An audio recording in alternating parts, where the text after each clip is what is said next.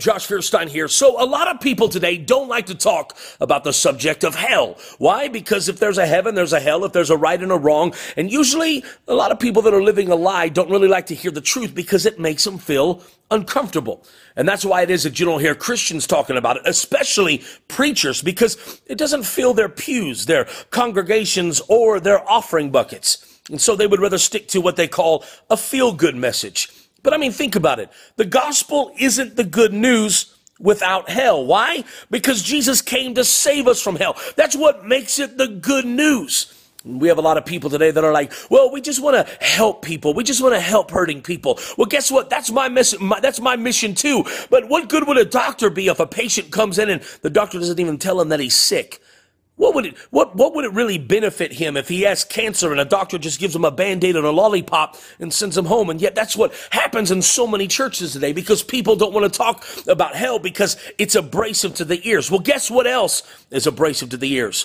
A fire alarm, but it saves lives. So maybe I'm talking to somebody today that's living in sin. You're living away from God. I want you to know today that the gospel is the good news. And I realize that there's a lot of people that say, well, how can a loving God send people to hell? Well, I want you to know it's not that he wants to send you to hell. You're on your way to hell. Out of our sin and out of our own decisions, that's where we're headed. The gospel and the good news is that Jesus came and he gave his life. He didn't have to, but he wanted to because he loves us so much.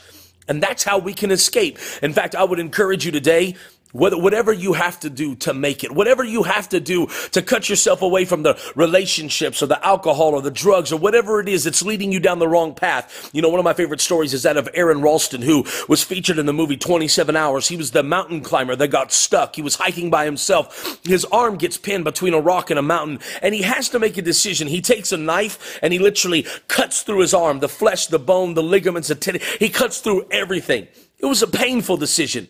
But guess what? They would later ask him, what made him make that decision? He said, when I realized that I could either die with my arm or I could live without it.